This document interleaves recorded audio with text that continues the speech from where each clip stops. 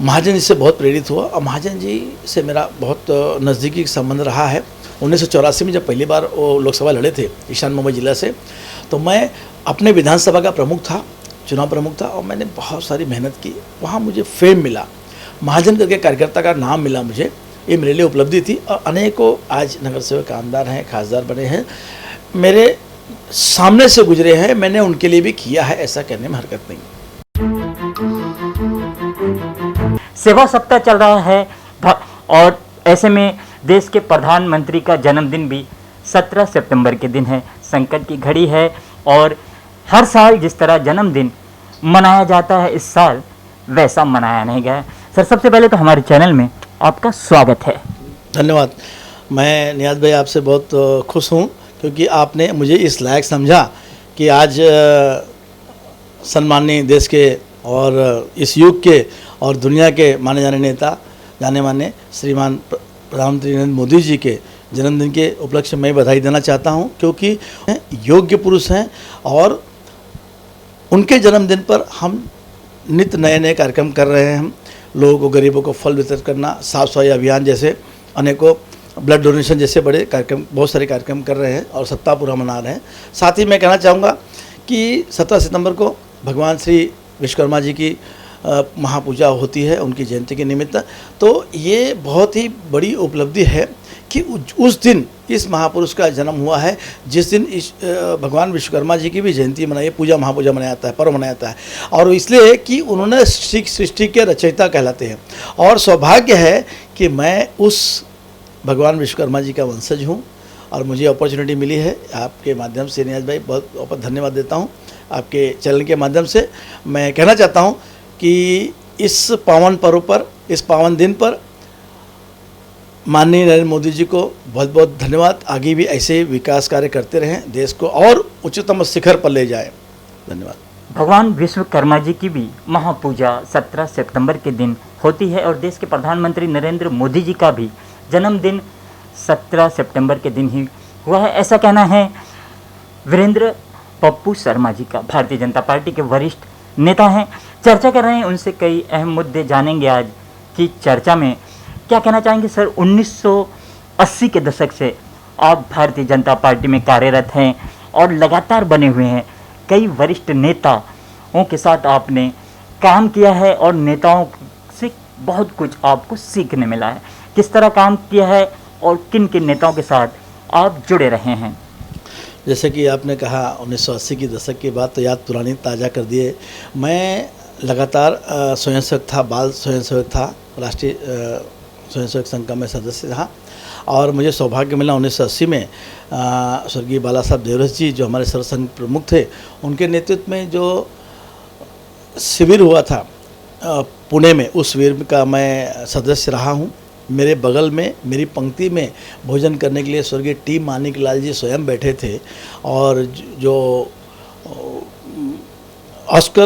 जैसे कि ऑस्कर है, वैसे हमारे दादा साहब फाल्के जी की फिल्म इंडस्ट्री में बहुत बड़ी मान्यता है और उनकी वजह से जानी जाती है। फिल्म की सबसे बड़ा फाल्के पुरस्कार होता है। उनके चिरंजीव हम पर सारे स्वयंसेवकों में फूल की वर्षा किए थे। तो मेरा जर्नी इस तरह रहा और 1980 में जब पार्टी की स्थापना हुई 6वें महीने में, तो मैं 9वें महीने में पार्टी का पदाधिकारी बना।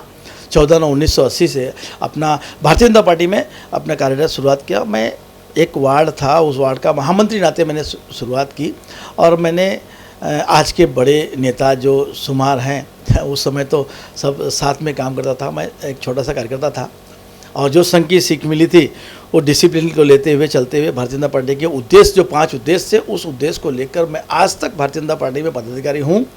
बीच में नहीं भी था, एक आधा कार्यकाल सदस्य था, लेकिन मैं लगातार पद पे हूँ, पेरेंट बॉडी में रहता हूँ। मेरा कहने का मतलब कि मैंने भारतीय जनता पार्टी बहुत कुछ सीखा है, स्वर्गीय रामदास नाइक जी से, राम भवन नाइक जी से, सम्माननीय प्रमोद जी महाजन मेरी प्रेरणा थे।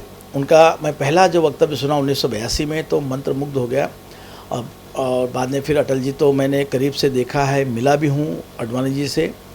और भाई प्रकाश मेहता जी मेरे स्थानीय लेवल पे आदर्श रहे हैं और जो कहते हैं कि ऊपर के लेवल पे, तो मैं महाजन जी से बहुत प्रेरित हुआ और महाजन जी से मेरा बहुत नज़दीकी संबंध रहा है। 1984 में जब पहली बार वो लोकसभा लड़े थे ईशान मुंबई जिला से, तो मैं अपने विधानसभा का प्रमुख था, चुनाव प्रमुख था और मैंने बहुत सारी मेहनत की, वहाँ मुझे फेम मिला, महाजन करके कार्यकर्ता का नाम मिला मुझे, ये मेरे लिए उपलब्धि थी। और अनेकों आज नगर सेवक आमदार हैं, खासदार बने हैं, मेरे सामने से गुजरे हैं, मैंने उनके लिए भी किया है, ऐसा कहने में हरकत नहीं। जैसे कि आपने कहा कि प्रमोद महाजन जी के आप करीबी रहे हैं, देश के प्रधानमंत्री रहे थे अटल बिहारी वाजपेयी जी, प्रमोद महाजन जी उनके करीबी रहे थे। ऐसे में आप प्रमोद महाजन जी के करीबी रहे। उत्तर मध्य मुंबई जिला की अगर बात करें तो बड़ी अहम भूमिका आपकी रही है, पार्टी को, भारतीय जनता पार्टी को मजबूत करने के लिए कई अहम योगदान आपने दिए हैं। चांदीवली विधानसभा से आप ताल्लुक़ रखते हैं और यहाँ पर भी आपका बड़ा योगदान रहता है, समाज सेवा आपकी बड़ी रहती है। संकट की इस घड़ी में आपके माध्यम से चांदीवली में किस तरह काम किया गया और किस तरह लोगों को मदद की गई है? सौभाग्यवश कोरोना काल में चांदीवली में कम पेशेंट मिले हैं और चांदीवली में हमारे करीब करीब हर पार्टी के लोग, खासकर भारतीय जनता पार्टी के लोगों ने काफ़ी अच्छा मेहनत किया। हमारी ताई पूनम महाजन जी ने काफ़ी अच्छे एफर्ट्स लिए और उनके कार्यकर्ता, उनके जानने वाले फॉलोअर्स ने जो उनको प्रत्यक्ष जानते हैं, अप्रत्यक्ष जानते हैं। मैं तो खैर उस बच्ची को गोद में खिलाया हूँ और मेरे आज मुझे अच्छा लग रहा है कि जिस बच्ची को मैं करीब से जानता हूँ अब आज सांसद है, प्रखर वक्ता है, बहुत अच्छी बात है। और उन्होंने काफ़ी अच्छी मदद की और चांदीवली में प्रायः इस संकट काल में बहुत कम लोग को नुकसान हुआ है क्योंकि करीब करीब हर पार्टी के लोगों ने मदद की है लोगों की। चांदीवली विधानसभा की बात करें तो जो लोग यहाँ पर रहते हैं, ऐसे लोगों को भली भांति आप जानते हैं, उनके दुख दर्द जानते हैं। कोरोना वायरस संकट की घड़ी में आज लोगों पर क्या बीती है, आम इंसान जो दिहाड़ी पर काम करते थे, ऐसे लोगों पर क्या गुजरी है, आप बहुत ही नज़दीक से जानते हैं, ज़मीनी स्तर के नेता हैं। ऐसे में पार्टी अगर आप पर विश्वास जताती है आने वाले महानगर पालिका में, तो क्या आपकी तरफ से क्या रहेगा रुख? ये नियाज भाई, मेरे एक पसंदीदा चीज़ को आपने छुआ है मेरे दिल को, क्योंकि हर कार्यकर्ता जब बनता है तो यही संकल्प लेके चलता है कि आज नहीं कल मैं भी जनप्रतिनिधि बनूंगा। ये हर कार्यकर्ता का उद्देश्य होता है। सौभाग्यवश या दुर्भाग्यवश मुझे नहीं मिली, लेकिन मेरे नाम चले।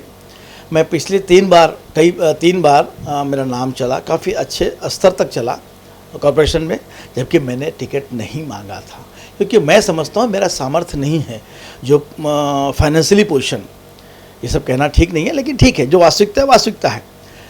लेकिन पार्टी ने मुझे अपॉर्चुनिटी दी, तब मुझे शायद समझ नहीं थी राजनीति की, लेकिन अगर पार्टी मौका देगी तो मैं चाहूँगा बखूबी से निभा सकता हूँ, क्योंकि मैं बचपन से जुड़ा हूँ, गरीबी देखा हूँ, देख भी रहा हूँ निरंतर। और चांदीवली इसलिए कि चांदीवली में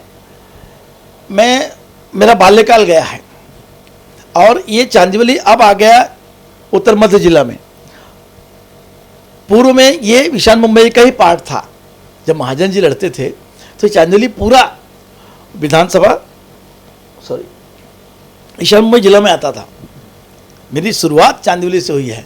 आज कट गया, ठीक है, कार्यकर्ता तो कहीं भी लड़ सकता है, अगर उसे ख्याति हो, अगर उसको पकड़ हो कार्यकर्ता लोगों की और अच्छा काम करने के लिए कोई आवश्यकता नहीं, कहीं भी कोई लड़ सकता है, जीत सकता है, वो अलग विषय है।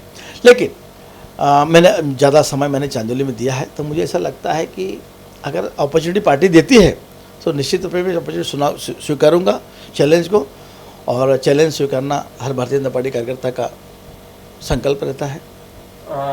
तो इस खास मुलाकात में आज हम वीरेंद्र पप्पू शर्मा जी से चर्चा कर रहे हैं, जान रहे हैं कई अहम बातें भारतीय जनता पार्टी की और राजनीतिक गलियारों की। वीरेंद्र पप्पू शर्मा की अगर बात करें तो 1980 के दशक से भारतीय जनता पार्टी में कार्यरत हैं, जुड़े हुए हैं और भारतीय जनता पार्टी का झंडा लेकर कई वरिष्ठ नेताओं के साथ चले हैं, भली भांति जानते हैं भारतीय जनता पार्टी के कामों को। सर, क्या कहना चाहेंगे? अगर चांदीवली की बात करें तो बड़ी समस्याएं रहती हैं रोडों को लेकर, खड्डे नज़र आते हैं, कहीं कहीं तो कचरा इतना रोड पर आ जाता है, लेकिन वो कचरा साफ होता नज़र नहीं आता है। आपके माध्यम से क्या अहम कदम उठाए जा रहे हैं चांदीवली के लिए? चांदीवली का भौगोलिक दृष्टिकोण ऐसा है कि घाट कोपर का नाम इससे रखा गया कि घाट के ऊपर, अर्थात ये होता है उसका जो भौगोलिक परिस्थिति है ऊंचाई पर है, और चांदीवली साकेला का ये निचले स्तर पे, मतलब ज़मीनी स्तर उसका नीचा है। ज़मीनी स्तर नीचे होने की वजह से जो घाटकोपर की पहाड़ियाँ हैं, वहाँ से जो पानी आता है, सल्फा विभाग हुआ, सुभाष नगर हुआ, यहाँ से जो पहाड़ियों से पानी आता है वो सारा पानी का लोड आता है चांदोली विधानसभा में और नाले में, इसलिए प्रायः होती है। ऐसा नहीं कि लोगों ने काम नहीं किया, लोगों ने बहुत अच्छा काम किया है, लेकिन मैं समझता हूँ कि ये कहने से ठीक नहीं हो कि मैंने काम किया है, उसका सल्यूशन परमानेंट निकालना चाहिए। लगातार कांग्रेस की सरकार थी, हमारे मित्र सम्माननीय माजी मंत्री नसीम खान जी अगर चाहते, उनको लगातार 4 बार चुनौती में अपॉर्चुनिटी मिली है, इस विधानसभा रहे हैं और मिनिस्टर रहे हैं, अगर चाहते तो उसका परमानेंट सोल्यूशन निकाल सकते थे इंजीनियरों को बिठाकर, जैसे कि कलवर्ट होता है, बड़े बड़े गटर्स को डाइवर्ट करना, ये सब टेक्निकल पॉइंट है, करना चाहिए था, नहीं किए दुर्भाग्यवश, तो उसका खामियाजा यहाँ के लोग भुगत रहे हैं, ये सच है। और मेरी प्रायोरिटी जो है, मैंने वर्तमान विधायक जो सेना से हैं, मेरे अच्छे मित्र हैं और यूपी में हमने बहुत काम किया है, मैंने सम्माननीय दिलीप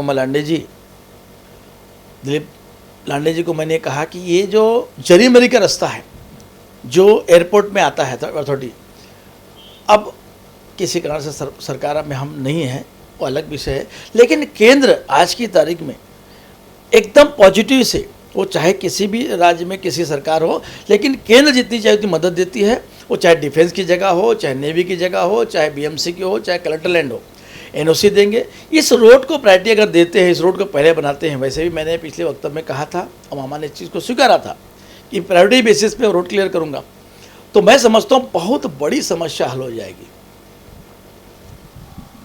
तो हमसे चर्चा कर रहे हैं वीरेंद्र पप्पू शर्मा जी, कई अहम मुद्दों पर बातें कर रहे हैं, चांदीवली विधानसभा की कई अहम बातें उनसे चल रही हैं। सर, चलते चलते जो लोग आपको चाहते हैं, जो लोग आपकी बातों पर अमल करते हैं, ऐसे लोगों को क्या संदेश देंगे और क्या अपील करना चाहेंगे आप संकट की इस घड़ी में? संकट की इस घड़ी में मेरे चाहने वाले को मैं इतना ही कहूँगा, हाथ जोड़ के विनंती है कि मैं बहुत कुछ दे नहीं सका, अगर ईश्वर ने और आप लोगों की कृपा हुई तो अगर कुछ बनता हूँ तो पहले मैं उन मित्रों को ज़रूर ध्यान रखूँगा कि जो आज तक चाहते हैं कि एक बार शर्मा जी मुझे आपको वोट देने का मौका दो। उसमें से एक मेरा मित्र है यासीन मलिक, जो जिनका स्वर्गवास हो चुका है। वो जब भी मुलाकात होती थी पहले मुझे बैठ कर, नहीं शर्मा जी चाय पियो यार, मैं तुम्हारे ऐसे लोग जनप्रतिनिधि बनना चाहिए और मैं चाहता हूँ कि मेरा कीमती वोट तुमको मैं दूं, और देने के बाद में मेरा वो दुर्भाग्यवश उनका देहांत हो गया।